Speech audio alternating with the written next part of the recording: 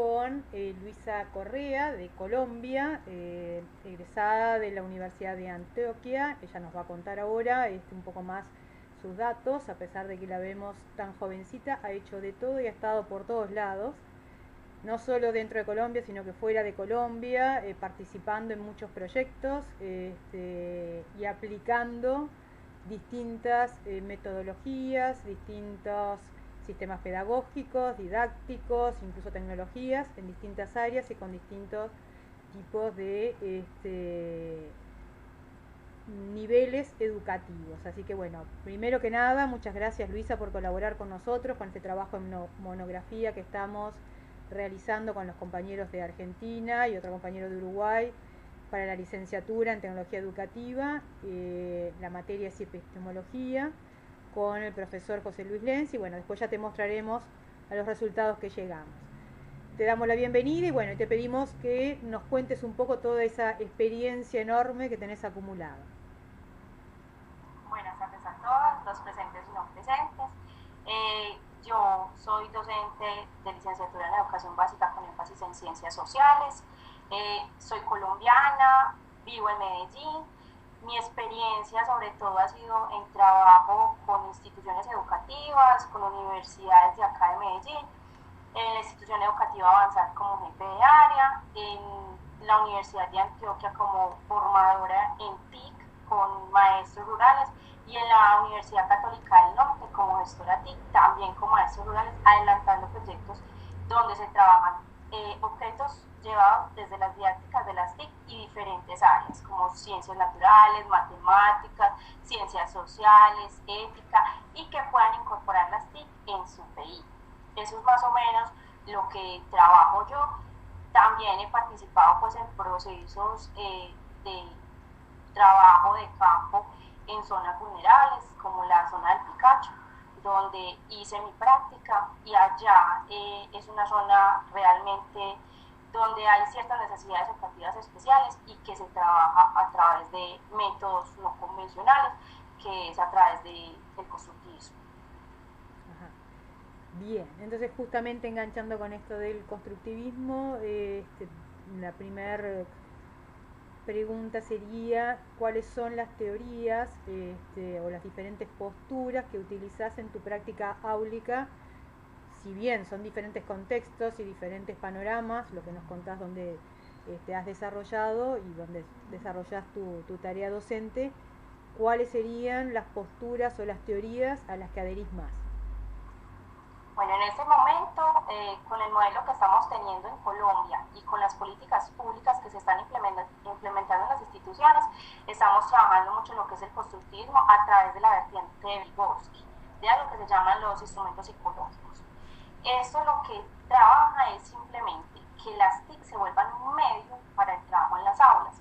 Debido a que lo que pasa es que las instituciones, por convenios que ha hecho el gobierno colombiano, las han venido dotando con ciertas cosas como XO, portátiles, computadores de escritorio, pizarras digitales, entornos virtuales, simuladores.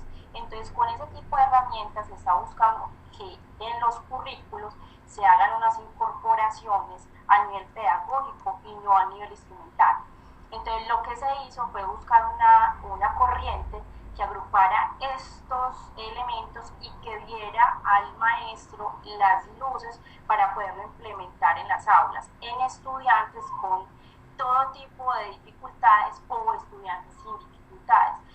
No necesariamente necesidades educativas especiales, sino para el contexto colombiano, desplazados, problemas de violencias en las aulas, que no es solamente el bullying, sino también problemas de las llamadas fronteras invisibles, que son problemas de violencias internas, y también en contextos de maltrato con ciertos grupos poblacionales como ancianos y mujeres.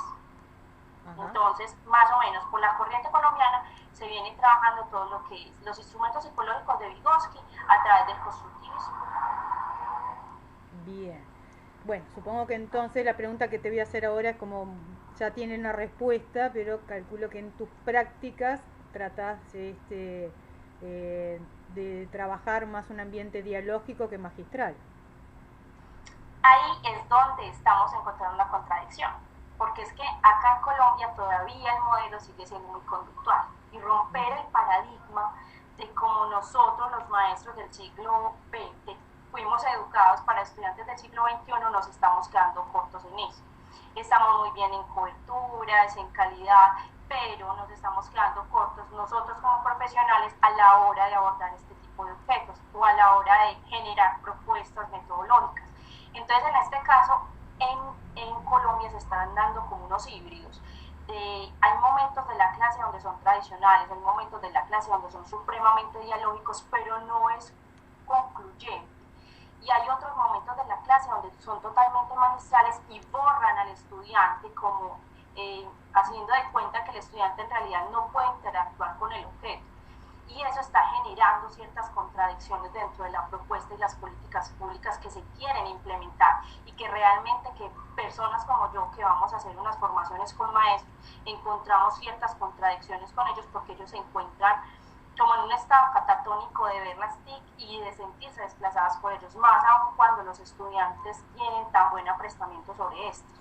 Entonces, es el maestro, por no perder esa investidura, vuelve y se pone en esa posición de ser magistral, y después va soltando un poco, pero llegar a lo dialógico. O generalmente yo con un grupo de maestros, cuando están tan reacios, hay momentos donde a uno le toca hacer un híbrido y ser totalmente magistral para tomar y retomar este tipo de personas. Por eso yo pensaría que en el modelo colombiano sea más bien como un híbrido entre estos tres tipos de posiciones frente a una clase. No hemos podido determinar mediante qué procesos se está dando o cómo terminamos nosotros con ciertos profes ya lógicos, pero otros que no se desligan de este tipo de cosas. Y hay momentos donde nosotros, claro, como nosotros somos producto de un proceso educativo, también nos toca tomar este tipo de posiciones, porque ellos casi que lo obligan por la dinámica que están manejando dentro del ambiente de aprendizaje. Entonces es muy difícil determinar si nosotros dentro de la teoría planteamos los instrumentos psicológicos de constructivismo y retomemos, pero a la hora de nosotros ejecutar esto, a veces nos toca hacer un híbrido de estos tipos de procesos. Sí, o sea, es lógico en todo proceso de cambio que se den esos pasitos para atrás y para adelante hasta lograr el cambio completo, ¿no? Es bastante natural que eso, que siga pasando, y que llevar una cosa es el momento en el que se plantea algo y otra es la acción efectiva de ese planteo, ¿no? De la teoría a la acción. Bueno, si comparáramos en tu trayectoria, que ha sido enorme, como decíamos hoy, a pesar de tu corta edad, comparado con otros docentes, si tuvieras que identificar un elemento distintivo entre que empezaste a ser docente y al día de hoy, cómo encarás tus prácticas en el quehacer didáctico, ¿cuál sería ese elemento que distingue tu primera etapa y esta etapa actual? Bueno, yo soy egresada de la universidad más o menos desde el 2008. Dentro de ese trasegar y dentro del trasegar que fue mi práctica, yo siento que, por ejemplo, en esas épocas yo retomaba la clase más desde la planeación. Me preocupaba muchísimo la disciplina, me preocupaba el retomar los estudiantes y que realmente ellos entendieran lo que yo estaba diciendo, o que realmente ellos respondieran a una muy buena prueba, porque acá en Colombia hay ciertos indicadores para la práctica docente, que son el ICFES, que son unos indicadores de calidad educativa. Y lo mismo cuando fui maestra de colegio privado. La exigencia era disciplina, trabajo constante, yo pensaría muy poco reflexivo, y retomar siempre desde la evaluación. La evaluación era importante, pero siempre una evaluación casi dándose la memoria. Cuando yo ya pasé a los grupos de investigación en las universidades, yo me di cuenta que la apuesta era otra, y que las políticas públicas lo que querían retomar de los maestros era realmente un cambio de paradigma de pensamiento. Eso es difícil y retoma unos ciertos cambios en las generaciones. Entonces ya, cuando ya empecé con ese trabajo en maestros, yo me veía reflejada ahí al verle las preocupaciones, y yo también decía, pero es que yo no hace mucho me gradué y yo sin embargo me siento preocupada por este tipo de cosas, y no realmente porque el estudiante aprendiera, teniendo poniendo nosotros otros elementos que no era el libro, el tablero, la lengua, la tiza. Entonces, cuando ya empecé todo el proceso con los maestros, yo empecé a retomar mi práctica y dije, bueno, si hay otras cosas, yo desconfiaba mucho de que fueran efectivas y yo decía, una multimedia, ¿sí será que un muchacho pues jugando retoma? Y yo soy muy joven y yo pues pensaría, pero es que fue que a usted no le tocaron videojuegos, claro que me tocaron, pero uno siempre retoma que a veces aprender no divierte. En ese caso yo empecé a tomar como el juego para poderle enseñar a los maestros y ya la postura de Luisa, la maestra, es más interactiva. Es más desde el construyamos desde lo que sabes y retomémoslo desde el juego, retomémoslo desde una multimedia, desde los hipertextos, los hipermedios, las multimedias, porque eso hace que uno haga ciertas relaciones con su saber previo y con el saber finalmente que uno va construyendo. Por ejemplo, en el caso de el proceso de una planta, siempre se ha retomado y el dibujito y todo lo demás, pero entonces usted verlo en un videito de 3 minutos y retomar, por ejemplo, la herramienta del video, no el video de 2 horas de la película que hay que hacerle la reseña por hacérsela, sino retomar ciertos recursos que le permiten a usted no hacerse la vida más fácil, sino retomar una clase con más interactividad, reconociendo al otro que también sabe, reconociendo al otro que desde la herramienta podría trabajar, podría sentirse un poquito menos agobiado por el sistema educativo, porque finalmente el estudiante también tiene una presión. Si el maestro tiene la presión por planear, el estudiante tiene una presión por responder a ciertos actores sociales para mostrar que es bueno. En ese caso, ya la práctica educativa se ha retomado desde Luisa Correa, más desde el trabajo no instrumental, sino reflexivo frente a la herramienta. Por eso hice un cambio en mí también de empezar a curar contenidos en internet y convertirme en community manager. O sea, yo no sabía que en internet se podían mover ciertos elementos y que había ciertos elementos que me ofrecían y que yo obviamente lo puedo explicar porque yo lo conozco y conozco las temáticas, pero es más ilustrativo si yo les llevo un buen recurso y ellos dicen, ah, sí, es que así no es que sea facilismo, sino que realmente causa un impacto dentro del aprendizaje del que está al frente o del que está a mi lado, porque no necesariamente el maestro siempre va a estar dentro del púlpito, siempre vamos a estar en una posición de igualdad. Bien, bueno, creo que más o menos junto con esto me estuviste contando un poco cuáles son las estrategias y las metodologías que utilizás como para despertar el interés y mantener el sostener justamente el interés de los alumnos durante una clase, ¿no? Digo, esta búsqueda de recursos, este cambio de tuyo, de la reflexión y el de buscar cómo sostenerlo y sustentarlo desde determinadas teorías y posiciones ideológicas y trasladarlos al aula, ¿no? No sé si tenés alguna otra estrategia o alguna otra metodología que normalmente aplicás en clase. Por ejemplo, en el caso de haber creado objetos didácticos con maestros, nos dimos cuenta que las redes sociales mueven muchísimo contenido a nivel de maestros y estudiantes y ellos podrían o pueden hacer ciertos intercambios de información. Simuladores también ha funcionado muy bien. Otra cosa que ha funcionado muy bien, eso del reconocimiento del correo electrónico y las propiedades que tiene para hacer ciertas clases.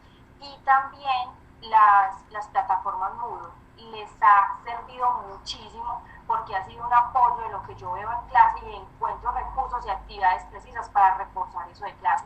Y ellos han encontrado una muy buena alternativa a través de las plataformas Moodle y inclusive Colombia tiene una propuesta que se llama Moodle Colombia, donde montan cursos y usted verá si los pone abiertos para que la gente lo haga o necesariamente lo hace cerrado para ciertos grupos poblacionales y ha generado mucha expectativa y ha sido muy bueno dentro de la educación, no considerándose educación virtual formal, porque es prácticamente el apoyo a las clases, pero les ha generado muy buenos resultados de este tipo de cosas.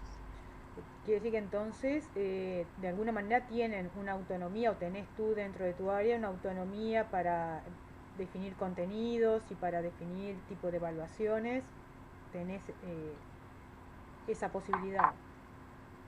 En el caso colombiano, cuando se genera un PI, cuando se genera genera SPI, hay un proceso que se llama el Plan de Mejoramiento Institucional a través de la guía 34. Esa guía plantea siempre a final de año que se hagan como un repositorio de eso bueno y no tan bueno que se ha hecho en el año. Eso ha permitido que se dé una cierta flexibilidad a la hora de yo generar nuevos contenidos, a la hora de yo evaluar, a la hora de yo poder montar una currícula para unos estudiantes que tengan ciertas características. Entonces, en ese caso, para el caso colombiano, para el caso de las instituciones, para el caso de universidades que montan ciertas cosas, ese ha sido casi el punto de partida que ha permitido que se den ese tipo de flexibilidades y que yo tenga cierta autonomía para decir, no, es que no voy a hacer la evaluación tradicional, voy a hacer un webcase, voy a hacer un hotpotato, voy a hacer otro tipo de estrategias que me permitan a mí no que tenga el estudiante ahí presencial haciendo la evaluación escrita, sino que la pueda hacer por internet y yo pueda tener un repositorio de esos y con eso ya darle su definitiva. Eso ha generado muy buena acogida dentro de los maestros, porque para ellos la evaluación también se estaba convirtiendo como en un problema, debido a que ellos querían mostrar muy buenos resultados, pero no estaban viendo esos buenos resultados. Se desgastaban todo un bimestre enseñando, pero a la hora de evaluar no había nada. ¿Qué les permite, por ejemplo, a ellos con los webcases? Que si un estudiante no sabe esa respuesta, él empieza a hacer situaciones de búsqueda en los buscadores y en los navegadores, y eso ha generado aprendizaje significativo, porque yo que tengo una duda sobre esta pregunta, a mí me tensiona tanto no responderla bien, que voy a ir a buscar rapidito qué es, y eso ha generado ciertos procesos en los estudiantes. Ellos tienen muy buena agilidad para interactuar con la herramienta, entonces cuando ellos están al frente de esta herramienta y tienen la posibilidad, eso no es pastelear, eso no es hacer una copia, pues por así decirlo, fidedigna de lo que hacen, sino que ellos hacen procesos reflexivos para poder encontrar dentro de esas opciones que les da la respuesta. Eso ha generado procesos significativos y también romper el paradigma de que la evaluación no tiene que ser memorística y que también puede generar otro tipo de procesos en los estudiantes.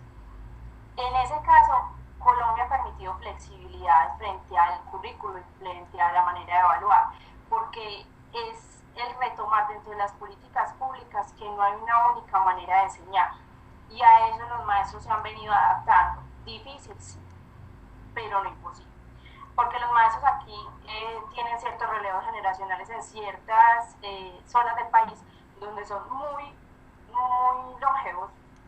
Entonces tenemos maestros de 70 años, pero que se pueden sentar al frente de un computador o de una tablet y dan una clase en pizarra digital. Entonces ha generado otro tipo de procesos en la manera de planear, en la manera en que yo te puedo ofrecer un contenido, en la manera en que yo te puedo hablar ese contenido, que no necesariamente tiene que ser papel. Es más, Colombia está haciendo una de las políticas públicas de cero papel. Entonces ya se están generando otro tipo de metodologías para que se llegue mejor al estudiante. No somos la panacea. Sí, hay baches porque los problemas y los contextos sociales no han permitido que se den ciertos avances sobre esto, pero ya hay ciertos pinitos sobre el tema. Sí, es súper interesante todo el planteo, por lo menos la reflexión que se está haciendo, digo, se verán los resultados con el tiempo, pero es súper interesante lo que estás contando. Yo no lo conocía y me parece interesante y motivador si yo tuviera que plantearme dar clases en Colombia.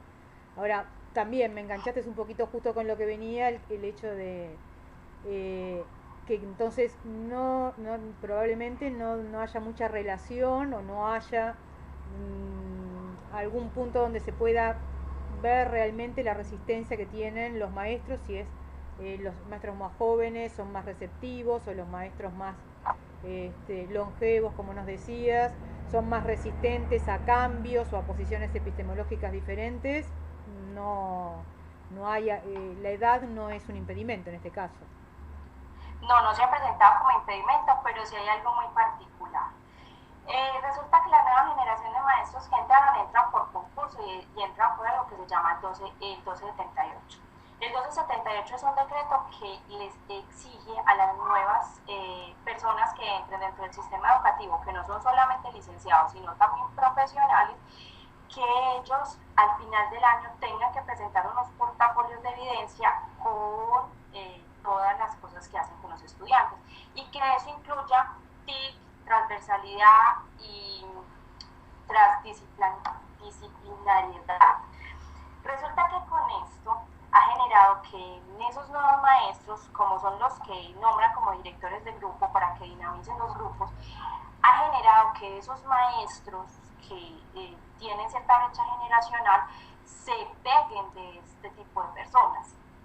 A ellos no se les exige ese portafolio, porque ellos ya son de un régimen antiguo, pero ellos, al ver este tipo de propuestas, y más porque los rectores también son de esta generación, les toca prácticamente por política institucional generar este tipo de propuestas. Cuando nosotros hemos hecho formaciones con maestros, nos ha sorprendido muchísimo que son los maestros de más edad, que superan los 50 años, quienes van a las capacitaciones, porque ellos sienten como que tienen menos manejo sobre las TIC, pero cuando se sientan en ellos los comprenden, porque ellos ya han tenido un acercamiento al artefacto, como la máquina de escribir, como el propio celular, porque tienen los celulares supremamente tecnológicos que los estudiantes se los manejan al derecho y al revés. Pero en ese tipo de procesos es porque las generaciones que entraron y las generaciones que estaban se han tenido que aliar para poder responder a eso del estudiante, porque igual que se le exige a uno del 1278, se le exige al maestro antiguo, así esté pensionado. Más aún, sí, hay rezagos, hay maestros rezagados que son muy resistentes, que dicen, no, yo no tengo ni celular porque a mí no me gusta que me localicen, etcétera, etcétera. Se le comprende porque es su proceso, pero finalmente por las dinámicas del sistema ellos terminan haciéndose a un lado y finalmente yéndose al año siguiente, cuando se empiezan a implementar este tipo de políticas en las instituciones, más aún cuando son los rectores los que están haciendo gran contrapeso para que esto se implemente. ¿Por qué los rectores están en esto? Porque resulta que por las políticas públicas generan concursos entre las instituciones y les dan dinero. Entonces a una institución le conviene enormemente generar procesos y generar nuevas metodologías para que les den dinero. Entonces eso ha generado nuevas dinámicas y a un rector no le conviene que tenga un maestro que en realidad se resalte. Entonces eso ha generado ciertas cosas y ciertos puntos de quiebre dentro de las dinámicas generacionales en las instituciones. Si bien es cierto, los profes que tienen más de 50 años ya tienen una pensión, porque antes en Colombia se pensionaban a los 45 años y les tocó el régimen viejo antes de la ley 100, estos maestros han venido generando propuestas porque ellos son de otro tipo de formación, que es la formación normalista, y ellos son muy buenos en didácticas, entonces los hemos usado. Mala la palabra para utilizarla en este contexto, pero se han usado para que esas didácticas que ellos tienen tan buenas y tan efectivas, las convirtamos a algo digital. Entonces eso ha generado que los jóvenes vean que los maestros, no por antigüedad, porque sean de régimen viejo, no tienen nada que aportar o que son totalmente inútiles frente a la herramienta, y que los jóvenes todavía tienen algo que aprender sobre la herramienta, porque no todo está dicho. Y la generación de contenido les da mucha dificultad a los jóvenes, lo que no les pasa a los de régimen antiguo. A los jóvenes les genera muchísimo tener que hacer una unidad didáctica y hacerla con toda la estructura que le corresponde y generarla en un proceso de decirles, hay que generar la unidad didáctica, ellos saben qué herramienta, pero no por dónde empezar. Entonces todavía en ellos son muy escuetos las propuestas metodológicas, lo que no sucede con el régimen antiguo, que ellos tienen el rezago sobre la herramienta. Entonces nos genera dos contextos donde tenemos que conjugar y hacer estos procesos. Por eso es que el gobierno ha implementado este tipo de programas para capacitación de maestros, donde tengamos ese tipo de población de régimen antiguo, de régimen de porque necesita certificar que también vieron TIC, y ahí hacer esa conjugación como de saberes. Así es como hemos podido mediar desde las universidades, esa ha sido la propuesta y ha funcionado. Todavía hay mucho que hacer, sí, pero dentro del maestro ellos tienen sus bemoles muy interesantes. Bien, bueno, creo que clarísimo todo, incluso el impacto de las TICs y el compromiso que a esta altura veo que no solo de los docentes, sino que también de del propio gobierno y del Ministerio de Educación, ¿no? O sea, están todos como muy involucrados en ese tema. Así que bueno, te agradecemos mucho toda la colaboración y todo lo que nos has contado del proceso colombiano. Seguramente te preguntemos más, o por lo menos yo, en algún momento cercano, porque me gustaron un montón de cosas que contaste de lo que se está trabajando ahí. Bueno, en nombre de mis compañeros y del profesor al que le entregaremos la monografía, ya te daremos después el material del resto de las entrevistas para que los puedas ver. Te agradecemos mucho toda esta participación. No, de nada, Daniela. Cuando quieras te cuento más de mi tierra, de lo que necesites. con, con todo. Vos sabes que acá encontrás desde muy buenos profesionales hasta muy buenas teorías. Con esto no reivindico que Colombia es la panacea, pero sí generamos revolución de las pequeñas cosas. Personas que trabajamos en la universidad y que también queremos otro tipo de contexto de Colombia. Colombia tiene todos sus conflictos habidos y por haber, porque tenemos unos choques culturales importantes y unas deudas históricas que nos marcaron y nos tienen todavía en vilo. Pero eso no quiere decir que el 100% de la población no creamos en la revolución de las pequeñas cosas y que podemos hacer muchísimo más por esta población. Más aún porque en Colombia el 89% de la población es pobre. Pero sin embargo, la pobreza no quiere decir resignación. Entonces es mostrarles que en realidad Colombia es más que paisaje, más que reinas, más que políticos, más que telenovelas con ciertos personajes, generar propuestas desde los que alcanzamos a llegar a la educación superior para poder llevar eso a campo. Porque imagínense que hasta las personas de la educación superior todavía tenemos ciertos prejuicios frente a lo que es la educación. Y eso sí es un llamado a retomar, a tomar la educación en serio, porque es la única manera en que el hombre civiliza la educación. Y sí, sí, totalmente. Bueno, de nuevo, muchísimas gracias Luisa y nos estamos hablando en cualquier momento. De nada.